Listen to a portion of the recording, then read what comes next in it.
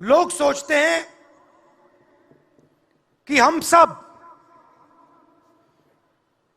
एक राजनीतिक दल के खिलाफ लड़ रहे हैं। देश भी सोचता है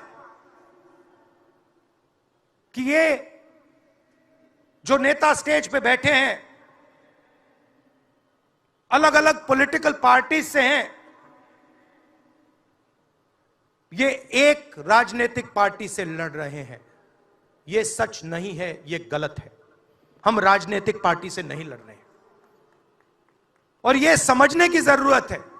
हिंदुस्तान के युवाओं को यह बात समझनी होगी। कोई और कहता है ये सब लोग एक व्यक्ति के खिलाफ लड़ रहे हैं, नरेंद्र मोदी के खिलाफ लड़ रहे हैं। नहीं, हम एक व्यक्ति के खिलाफ भी नहीं लड़ रहे हैं। ना हम बीजेपी के खिलाफ लड़ रहे हैं,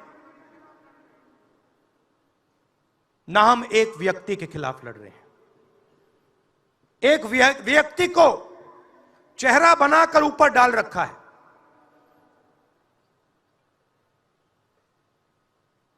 हिंदू धर्म में शक्ति शब्द होता है। हम शक्ति से लड़ रहे हैं, एक शक्ति से लड़ रहे हैं। अब सवाल उठता है वो शक्ति क्या है? जैसे किसी ने यहां कहा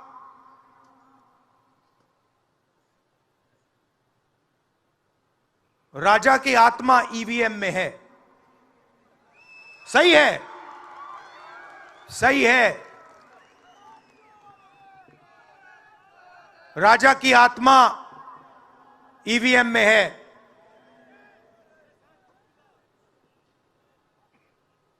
हिंदुस्तान की हर संस्था में है,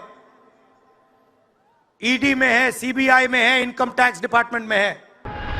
अभी कल मुंबई में इंडी अलायंस की रैली थी और चुनाव घोषित होने के बाद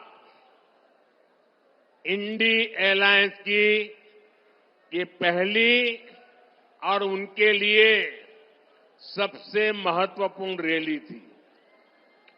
उस रैली में उन्होंने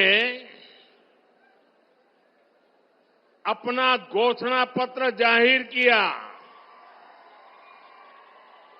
और उनके पहले घोषणा पत्र का ऐलान क्या है? मुंबई के शिवाजी मैदान में जो छत्रपति शिवाजी महाराज कहते थे, जब एक औरत को उठा करके लाए तो उन्होंने कहा, काश अगर तुम मेरी मां होती तो मैं भी तेरे जैसा सुंदर होता। ऐसा शिवाजी पार्क जहां से इंडी अलायंस ने अपनी घोषणा पत्र जाहिर किया और उन्होंने कहा है कि उनकी लड़ाई शक्ति के खिलाफ है। मेरे लिए हर मां शक्ति का रूप है, हर बेटी शक्ति का रूप है।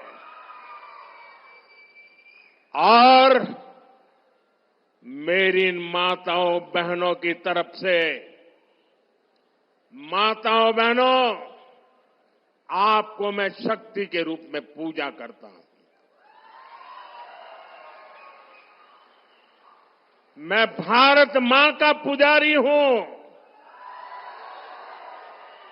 मैं आप शक्ति स्वरूपा सब माता बहन बेटियों का भी पुजारी हूं।